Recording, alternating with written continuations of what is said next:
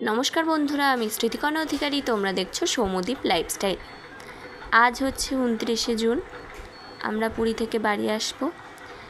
तो सकाल सकाल उठे पड़ेছি आमादेर 7टार समय होटेल छेड़े देওয়ার कथा। तो एखन बाजছে 7:30।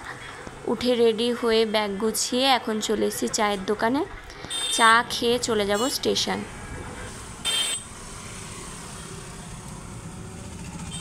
स्टेशनेই যাওয়ার কথা ছিল, কিন্তু হঠাৎ করে আমাদের ডিসিশন চেঞ্জ হয়ে ঠিক হলো যে আমরা ব্রেকফাস্ট করে তারপর একবারে ট্রেনে উঠব। কারণ আমাদের ট্রেনের টাইম হচ্ছে 10টার সময়, আর এখন যেহেতু 8টা বাজছে, তো আমরা ঠিক করলাম সমুদ্রের সামনে একটুখানি বসবো, তারপর টাইম মতন খেয়ে দিয়ে চলে যাব স্টেশন।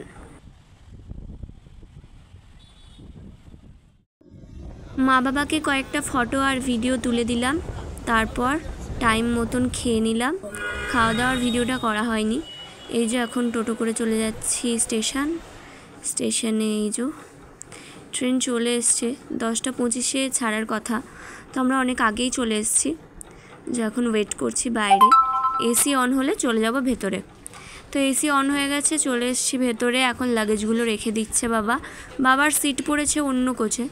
তো এখানে এই দাদাটা খুব মজাদার ছিল, ব্যাগ বিক্রি করছিল, তো বেশ ভাল লাগলো, তাই ব্যাগ একটা কিনলাম। তারপর ট্রেন ছেড়ে দিল, এই যে মিসরাও চলে এসছে। এখন আমরা যাচ্ছি বাড়ির পথে।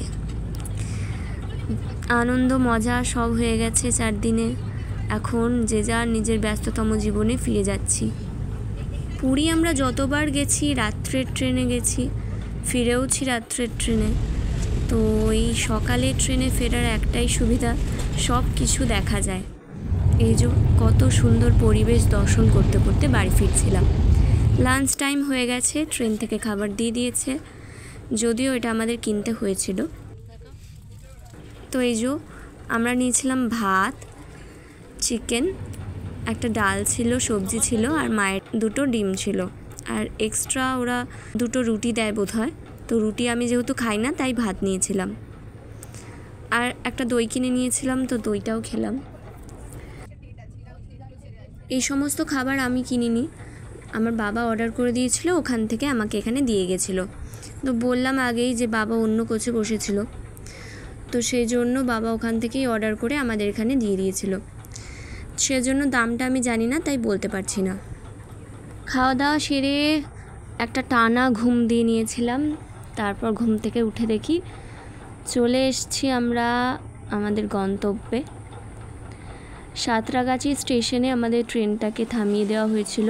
তো ওখান থেকে আমরা ট্রেন ধরে চলে গেছিলাম হাওড়া থেকে যে যার নিজের বাড়ির উদ্দেশ্যে। তো আজকের ভিডিওটা এই অবধি। যদি ভালো লাগে লাইক করো, শেয়ার করো, কমেন্ট করো, আর চ্যানেলটিতে নতুন হয়ে থাকলে সাবস্ক্রাইব করে পাশে থাকা বেল আইকনটা প্রেস করে দিও।